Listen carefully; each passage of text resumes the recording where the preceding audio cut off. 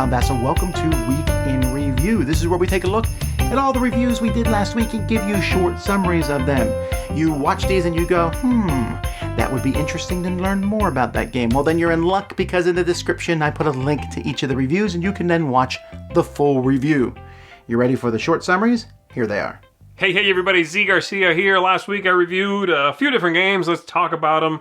I reviewed Nonaga, a tiny footprint abstract game for 2 players. It's kind of cute, but it is a little too samey too quickly, and there's just not a lot of depth there for the time investment, which is not much. It's about 15 minutes.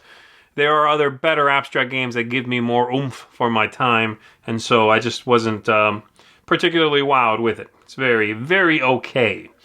I was part of the Miami Dice review for Legacy of Dragonholt. I was the one that liked it the least. And I found it to be sort of a choose-your-own-adventure that you consume slower and having to read out loud. Yeah, the stats help keeping track of your character, but I'm not enamored with fantasy, so that didn't do anything for me, and I just found the game a little too slow, a little too meandering maybe, so not a huge fan of it. It's an interesting concept. I like the experimentation there, but not really for me. I reviewed Half Pint Heroes. This is a trick-taking meets poker kind of game in which you are taking tricks, playing cards, taking tricks, but when you play, what you are forming is poker hands, and the strongest poker hand is the one that collects the trick. Some cards are face up on the table, some are in your hand. Again, very cool concept, but it's the kind of trick-taking game where you predict how many tricks you're going to take. Not my favorite. We'll start there. And in this game, you can play as many cards from your hand as you want to, as long as you are forming a valid poker hand. And it's really hard to predict how many tricks you're going to take. The rate at which the cards run out is simply too hard to predict, So it's okay. I wasn't wowed by it. I liked sort of experimenting with it, and it was a clever idea, but there are better trick-taking games out there, and this one just didn't wow me as much as, like, say, the artwork did. The artwork's great. I also reviewed a solitaire or 2-player co-op game called Fantasy Defense. It's kind of like a tower defense game. I like the look of the game. I like the way it plays. It's very quick. It's interesting. I don't like that it's a little math heavy, and it will kind of get samey after a while because you do see just about everything every game. I wish there was a little more variability there, but you'll see every baddie every game. You'll see your whole deck just about every game. So I wish there was more there, but I still enjoyed it. I thought it was a fun game, and it's certainly a quick diversion. And then lastly, I reviewed 2 more things that I really enjoyed. Decrypto is a party game, kind of like Codenames. I like this one even better. It's one team versus another team. You are giving clues to the rest of your team to deduce some words in front of you. And the opposing team is trying to catch those clues, and assign them to your hidden words. It's kind of tricky to explain, but it works beautifully. Very clever game, and it's got a really neat look to it as well. Very much recommend it. And then Dice H was my last one. Dice H is kind of like the old Las Vegas game. You roll dice, assign them to something you're trying to win in a strength kind of fight. Well, this one you are hunting, you're sort of a caveman, you're hunting animals, and I love that they took that simple concept of rolling dice and taking all your 5s and assigning them here to fight for that one thing, and they added a few new concepts that really enhance it. Loved it, loved the look, loved the feel of the game. It's very quick. You play 4 rounds and the game's over. Really, really works for me. Very nice design, Dice H.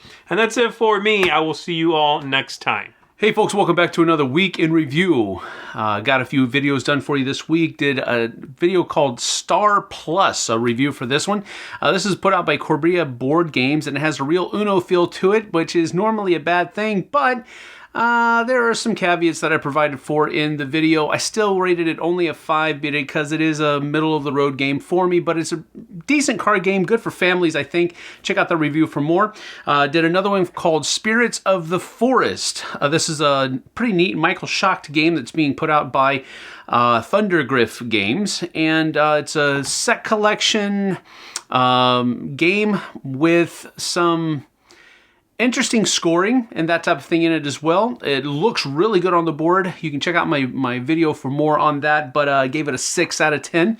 So I did enjoy it, but I think it's a little too light for my tastes overall. So I don't know, go check it out. Did another one called the Commands and Colors Tricorn, which is the American Revolution. This is the newest installment from the Commands and Colors system designed by Richard Borg. I really enjoyed this game, but it looks very bad on the table. The graphic design was not very good. I'm not a big fan of the blocks or anything like that. The design is good.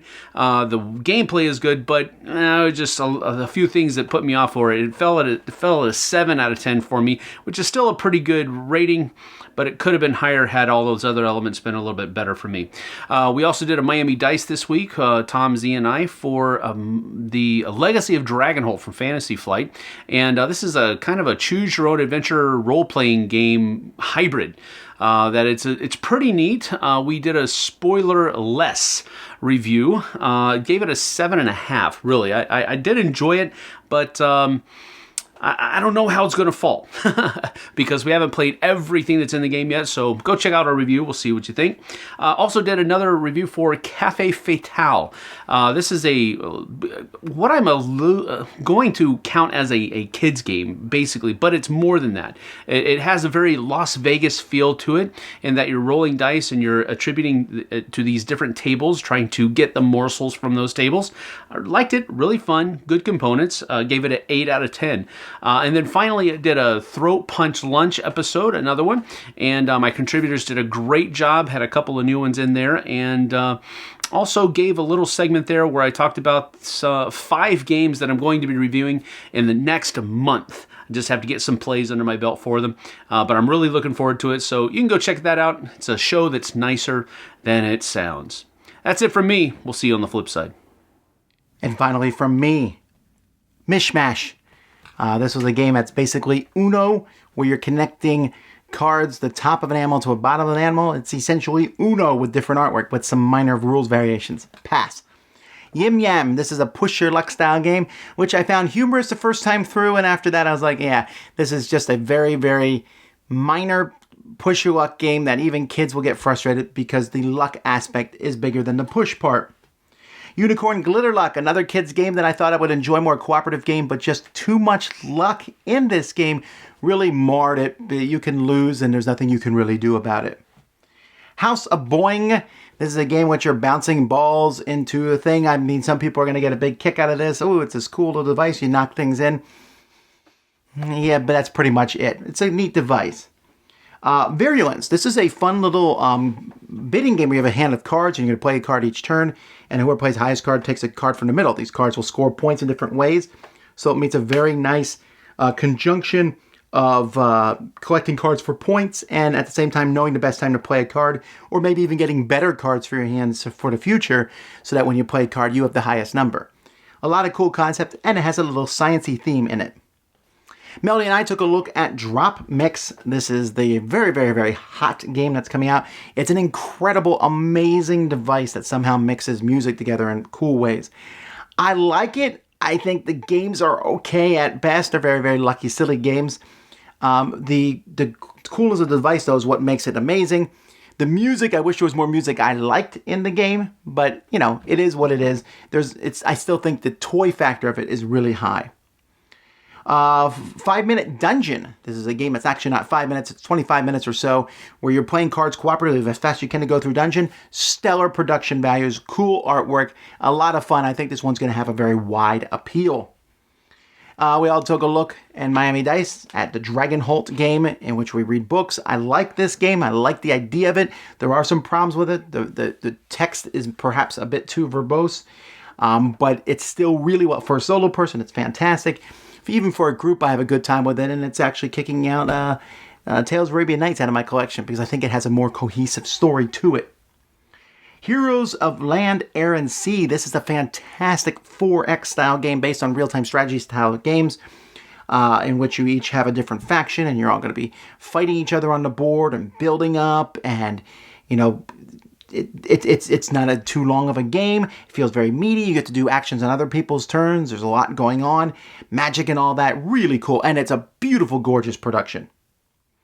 Catacombs and Castles. This is like a sequel of some sorts to Catacombs, a game I like a lot. And in this game, there's two teams, and one team is the Catacomb team, the other team is the Castle team, and you're just flicking discs at each other using special abilities, moving around. A lot of fun, really cool components. And then finally, I took a look at the House. This is of Renaissance. This is a sequel. Not sequel, this is an expansion for Lorenzo and Magnifico that I will never play without. It has a great bidding system to get special powers at the beginning of the game. These special powers are like mind-blowingly awesome powers.